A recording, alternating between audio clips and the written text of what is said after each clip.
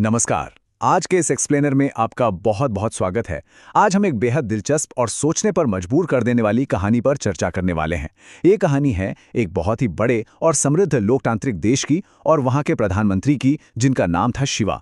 सच कहूँ तो ये सिर्फ एक व्यक्ति की कहानी नहीं है, बल्कि इस बात का एक बहुत ही गहरा विश्लेषण है कि लीडरशिप, हमारी जिम्मेदारियां और लोकतंत्र, ये सब आपस में कैसे जुड़े हुए हैं।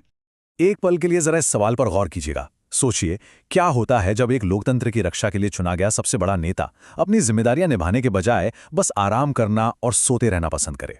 मतलब जब सत्ता जनता की सेवा का जरिया न रहकर सिर्फ ऐशो आराम का साधन बन जाए, तो उस देश का भविष्य किस तरफ जाता है। हमारी आज की इस पूरी कहानी के सेंटर में यही सवाल है, और यकीन मानिए, इसका जो नतीजा है वो काफी चौंकाने वाला है।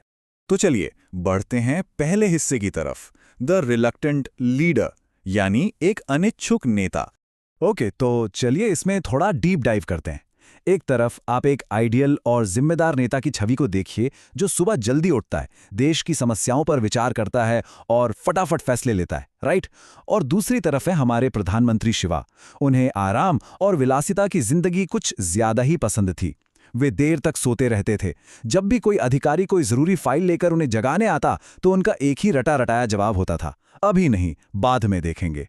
ये जो एटीट्यूड है ना, ये साफ दिखाता है कि उनके लिए देश की प्राथमिकताएं बहुत पीछे छूट चुकी थीं। अब ये जो उनका पर्सनल आलस था, वो सिर्फ उनके बेडरूम या दफ्तर तक सीमित नहीं रहा। इसका असर उनके काम पर बहुत बुरी तरह दिखने लगा था। संसद, जो कि किसी भी डेमोक्रेसी का दिल होता है, जहां सबसे इंपॉर्टेंट मुद्दों पर चर्चा होती है, वहां से प्रधानमंत्री अक्सर गायब रहते थे। और अगर कभी गलती से पहुंच भी गए, तो ध्यान से सुनने या बहस में हिस्सा लेने के बजाय वो अपनी कुर्सी पर बैठे बैठे ऊँघते हुए नजर आते।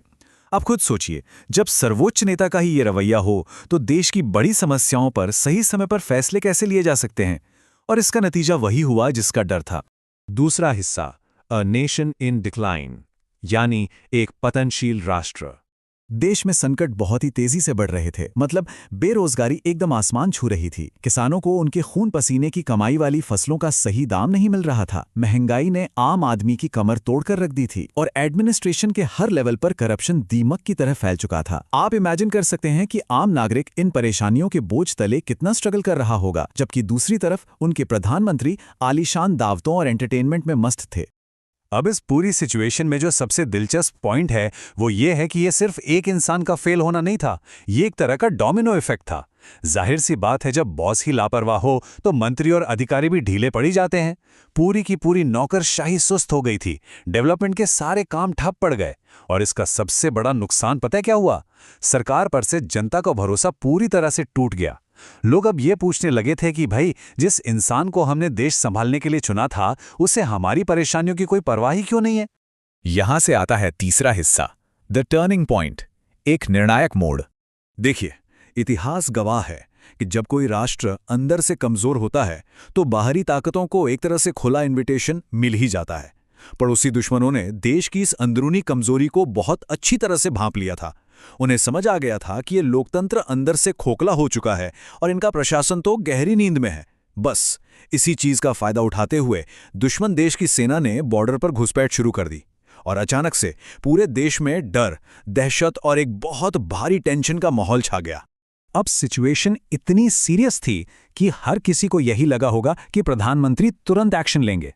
लेकिन जरा इस कोट को देखिए, इतनी छोटी बात के लिए मुझे परेशान मत करो, अधिकारी संभाल लेंगे। लिटरली उनका ये बयान हैरान करने वाला था। बॉर्डर पर घुसपैठ हो रही है, पूरा देश खतरे में है, और प्रधानमंत्री जी इसे एक छोटी बात कह रहे हैं। ये इस बात का पक्का सबूत था कि पीएम शिवा रियलिटी से पूरी तरह कट चुके थे और अपने ही किसी भ्रम की दुनिया में जी रहे थे। So the crucial point is, इस भयंकर क्राइसिस में किसी ना किसी को तो स्टेप अप करना ही था। और यहीं पर एंट्री होती है देश के रक्षा मंत्री की। वो एक सच्चे देशभक्त और काफी समझदार व्यक्ति थे। उन्होंने सीधा इंटरफेयर किया। उन्होंने बहुत ही सख्त आवाज में पीएम से कहा, माननीय प्रधानमंत्री जी, ये आराम करने का समय नहीं है। देश भारी संकट में है। अगर आपने अभी जिम्मेदारी नहीं संभाली, तो हालात पूरी तरह हाथ से निकल जाएंगे। और ये कोई नॉर्मल एडवाइस नहीं थी, ये एक देश को बचाने के लिए दी गई बहुत ही कड़ी चेतावनी थी। और ये बात बहुत ही शानदार तरीके से एक सच को सामने लाती है कि असली खतरा सिर्फ वो दुश्मन नहीं थे जो बॉर्डर पर खड़े थे। रक्षा मंत्री ने पीएम को यह कड़वा सच याद दिलाया कि देश सिर्फ बाहर से नहीं बल्कि अंदर से भी त्रस्त है। बेरोजगारी, करप्शन और इस कमजोर प्रशासन ने देश को पहले ही अंदर से खोखला कर दिया है। जब एक चुना हुआ नेता लोकतंत्र के प्रति अपनी ड्यूटी भूल जाता है तो पूरा का पूरा डेमोक्रेटिक सिस्टम हिल जाता है। रक्षा मंत्री की इन खरी खरी बातों ने पीएम शिवा को अंदर तक झकझोर कर रख दिया और फाइनली उनकी आंखें खुल गई।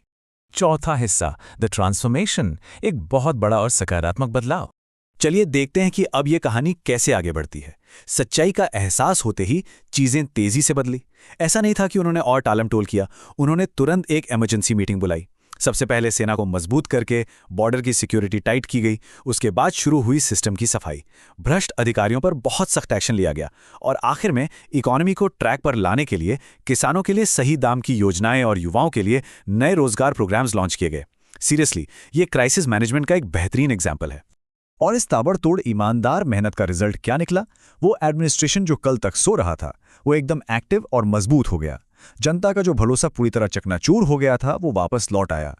देश ने न सिर्फ अपने बॉर्डर्स को सिक्योर किया बल्कि पड़ोसी देशों को भी अपनी एकता और नई ताकत का एहसास करा दिया। जो प्रधानमंत्री कल तक काम से भागते थे वो अब दिन रात देश के लिए मेहनत करने वाले एक जिम्मेदार और आइडियल लीडर बन चुके थे। और अब हमारा आखिरी हिस्सा, लेसन्स इन डेमोक्रेसी। इस कहानी से हमने क्या सीखा?